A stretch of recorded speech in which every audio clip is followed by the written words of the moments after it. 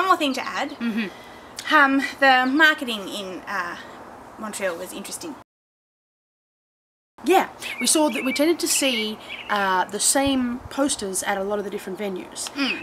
And the interesting thing about it, I suppose, is that they were generally the international acts were at every single venue. Yeah, and by international, we kind of actually mean the Australian acts. Yeah, the Australian acts, particularly what was it, Danny Man and Birdman. Yeah, which were the big shows of the festival. They're the ones where people were talking about. Yeah. The interesting thing is, you know, unless they had you know, a central marketing promoter that went and put up their posters for them, it kind of looked like the international guys / the Australian guys were the ones who were really conscientious about going around and putting stuff up at every venue and really making a big effort about it. Sure.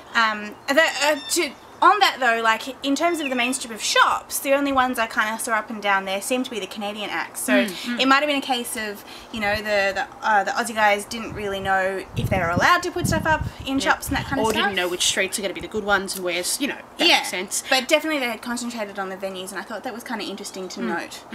Also, they were the only two guys, Danny Man and Birdman, who were the really popular guys, who were still flyering on the last weekend when we were there. Yeah. Yeah, like the last day, I think we were given flyers or something. They were still promoting their shows, and that was another interesting thing to note. I don't know whether at the beginning of the festival, you know, the local acts were flyering and that kind of stuff, or whether they're just not that kind of...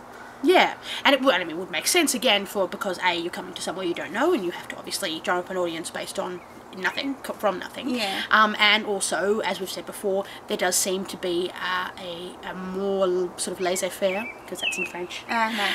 attitude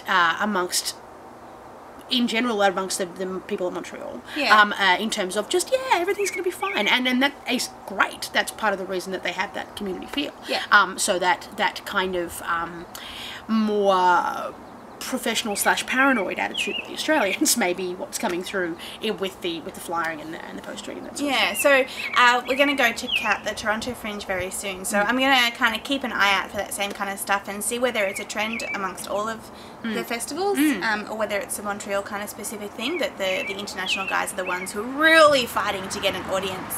And like we said, like you know, all the audiences are really healthy sizes. Yeah. So it wasn't that people weren't flying and therefore they didn't have anyone at their show. No, exactly. So it might be that flying is actually not that necessary, and you know, the Aussie guys who were doing it had just kind of had this hangover from, you know, Melbourne Comedy Festival and Edinburgh Fringe, where you have to fly out like a mofo. Yeah, it's certainly probably not going to hurt. I mean, the other thing that occurred to me was that the international acts obviously are not going to have a day job, so they have a bit more time for this sort of nonsense. But anyway, it's interesting. I would also, I don't know how you find this out, but be interested to see whether it is better to have flyers up at venues or whether it's better to have them on particular streets and that sort of stuff. I suppose one thing, because at these venues we noticed that people were going to multiple shows and that people did show up a lot. In that sense, perhaps it is good to have it at a venue because people will go to the next show.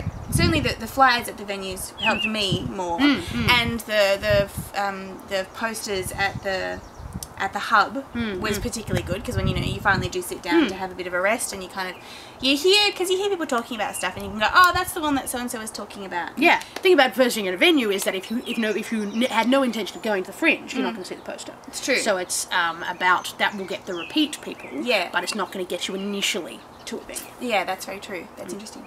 It is interesting. Thank you for saying so. But next up, we're going to be talking about the Toronto Fringe, so we're going to be going to that very shortly. We are not staying in town for this Fringe. It's going to be a bit different in terms of how we access the Fringe, and whether we can just kind of plop ourselves in the middle and see what happens. So that's going to be interesting. Yep. Yeah. Great. And until then, See ya. bye.